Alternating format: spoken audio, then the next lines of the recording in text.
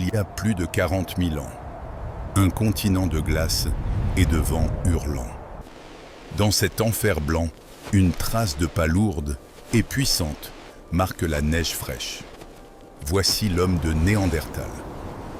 Un survivant né, taillé pour affronter l'ère glaciaire. Depuis des centaines de milliers d'années, son peuple règne en maître absolu sur ces terres hostiles.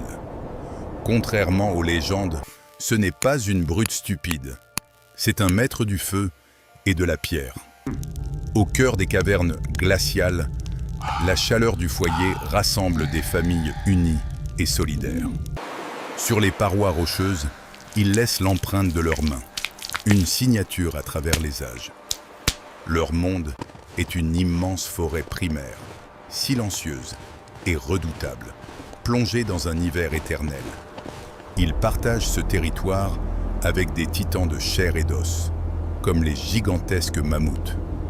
La chasse est une question de vie ou de mort. Ils se déplacent comme des ombres dans les herbes hautes. Leurs armes sont des lances lourdes, surmontées de pointes de silex tranchantes comme des rasoirs. Chaque traque est un combat brutal où la moindre erreur se paie au prix fort. Ces traces témoignent de l'extrême violence de leur quotidien. Rien n'est gaspillé. Les peaux épaisses sont grattées et préparées avec un soin méticuleux. Ils portent des parures, des colliers de coquillages et de serres d'aigle, symboles de leur identité. De vastes troupeaux de rennes parcourent la toundra, constituant leur principale source de survie. Les anciens, porteurs de la mémoire en clan, sont nourris et respectés malgré leurs blessures. Le crâne de Néandertal révèle un cerveau volumineux, souvent plus grand que le nôtre. Ils ne se contentent pas de survivre. Ils pleurent leur mort et fleurissent leur tombe. Mais la nature est impitoyable. Des glaciers titanesques broient lentement le paysage. Les enfants de Néandertal grandissent vite, forgés par la rudesse extrême de leur environnement. Leurs corps sont des machines de guerre, trapus, incroyablement musclés, conçus pour l'endurance. Ils maîtrisent la chimie complexe, fabriquant de la colle puissante à partir d'écorces fondues. Leurs dents, usées jusqu'à la racine, leur servent de troisième main pour travailler le cuir. C'est une vie d'isolement absolu. Quelques milliers d'individus dispersés sur un continent immense. Ils connaissent les plantes médicinales. Leurs guérisseurs soignent les fractures et les infections. Parfois, le chasseur devient la proie.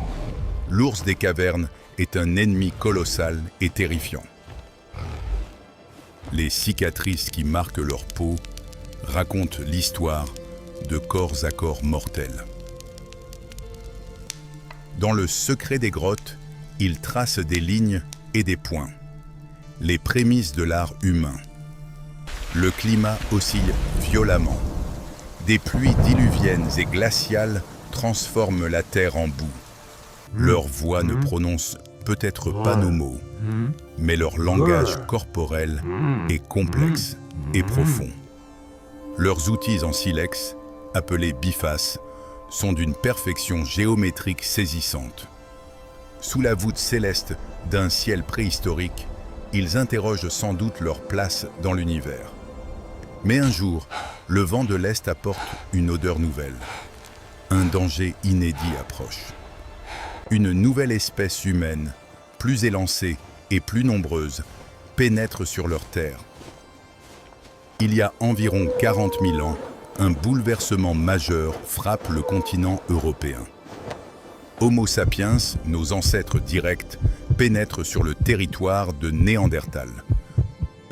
Deux espèces humaines distinctes, dotées d'intelligences différentes, se retrouvent face à face. Les sapiens arrivent en grand nombre. Leurs campements sont vastes, organisés et très peuplés. Depuis les hauteurs glacées, les Néandertaliens observent l'invasion progressive de leur terre. Sapiens apporte avec lui une arme redoutable et inédite. Les premiers loups domestiqués. Leurs armes de jet sont plus légères, plus précises et mortelles à longue distance. Face à cette concurrence féroce, le gibier se raréfie. La famine frappe les clans néandertaliens. Habitués à chasser au corps à corps, ils peinent à s'adapter assez vite. La terre glacée ne cède rien sans un effort acharné. Chaque racine arrachée est une victoire contre la faim. Pourtant, ces deux humanités ne se sont pas seulement affrontées, elles se sont rencontrées. Les preuves génétiques modernes sont irréfutables. Il y a eu des unions entre eux.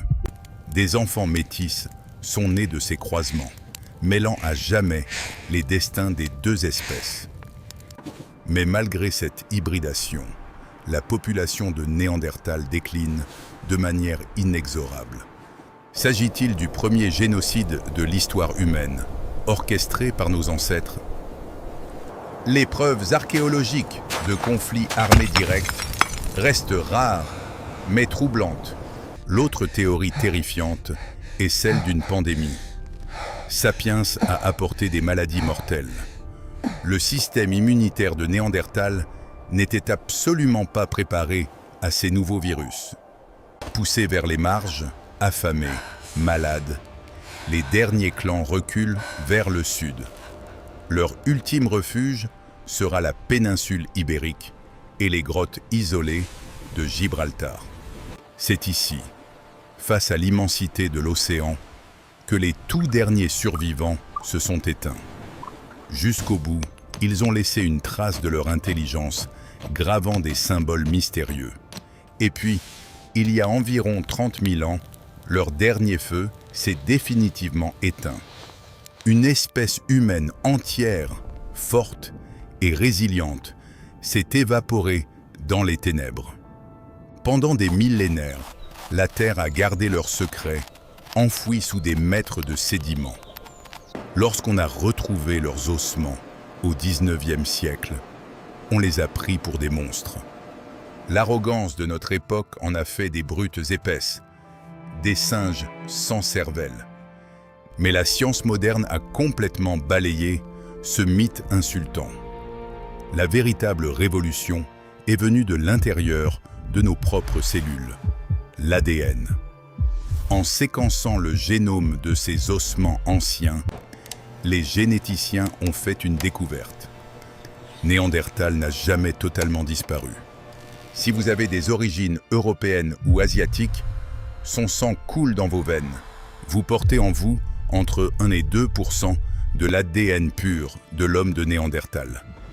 Ces gènes fantômes ne sont pas inutiles. Ils influencent encore votre peau et vos cheveux. Ils ont renforcé le système immunitaire de nos ancêtres pour survivre hors d'Afrique. L'homme de Néandertal n'était pas une erreur de l'évolution. C'était un chef-d'œuvre d'adaptation. Il a été le maître absolu du continent européen pendant près de 300 000 ans. Un chasseur redoutable, un artisan de génie, doté d'une conscience et d'une spiritualité. Leur disparition reste l'un des plus grands drames de l'histoire du vivant. Sommes-nous les seuls responsables de leur chute? La question hante encore les scientifiques. Aujourd'hui, Homo sapiens règne en maître absolu sur une planète qu'il détruit. Mais au fond de nous, l'esprit du chasseur des glaces survit en silence. La prochaine fois que vous affronterez le froid mordant de l'hiver, ou que vous poserez la main sur la roche froide d'une montagne obscure, souvenez-vous de cette autre humanité. Ceux qui étaient là avant nous. Ceux qui ont combattu les glaces et les bêtes géantes. Ceux qui dorment aujourd'hui à l'intérieur de notre propre code génétique. L'homme de Néandertal n'est pas mort. Il est devenu nous.